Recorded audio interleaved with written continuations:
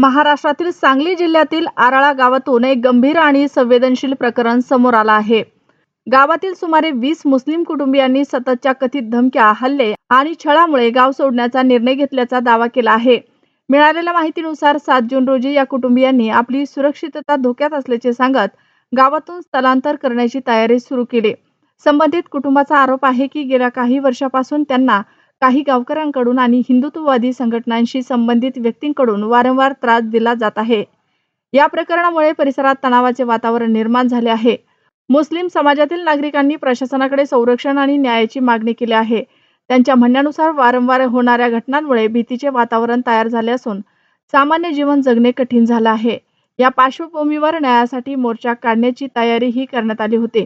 मात्र जिल्हा प्रशासनाने हस्तक्षेप करून संबंधित नागरिकांना आपली मागणी लेखी स्वरूपात सादर करण्याची विनंती केली। त्यानंतर समाजातील प्रतिनिधींनी प्रशासनाची चर्चा केली आणि आपल्या समस्या मांडल्या। दरम्यान परिसरात आयोजित करण्यात येणाऱ्या हिंदू जन आक्रोश मोर्चाच्या पार्श्वभूमीवर काही कुटुंबियांनी आणखी हिंसाचार होण्याची भीती व्यक्त केली आहे।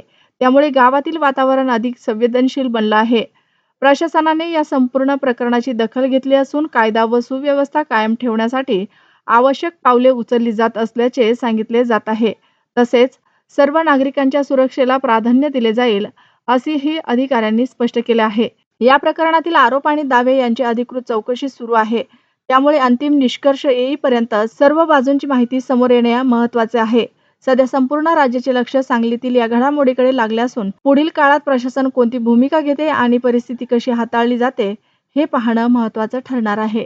यात्रा काढू आणि आज बाबासाहेब आंबेडकरांनी डॉक्टर बाबासाहेब आंबेडकरांनी जे संविधान लिहिले त्या संविधानाचा विजय झालेला आहे आणि त्यांनी दिलेल्या घटनेच्या आधारावर आज या ठिकाणी आम्हाला सगळ्यांना न्याय मिळालेला आहे आणि या ठिकाणी आम्हाला सहकार्य केलेल्या सगळ्यांचं मी आभार व्यक्त करतो।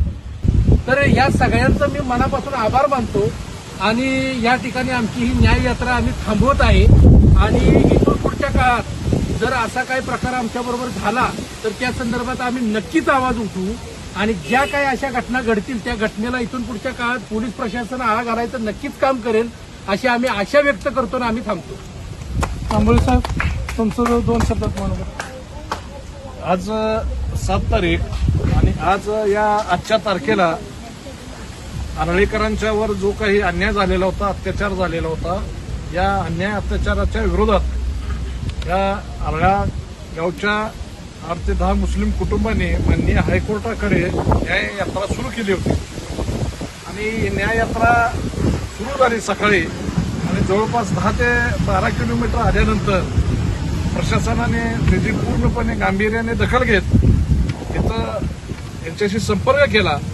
त्यामध्ये पुरावा विभागाचे माननीय प्रांत अधिकारी असतील, DYSP साहेब असतील आणि तहसील कोकरूडच्या तहसील मॅडम असतील शिराळ्याच्या आणि सर्वच या अधिकाऱ्यांनी येऊन ज्या काही मागण्या होत्या त्यामध्ये प्रामुख्याने जी काही घटना घडलेली आहे त्या घटनेला चौकशी करण्याकरता एक समिती नेमावी अशा प्रामुख्याने ती मागणी होती। ती चौकशी समिती नेमण्याचं 8 दिवसात त्याचा प्रस्ताव IG साहेबांच्याकडे पाठवण्याचा प्रस्ताव हे देतील।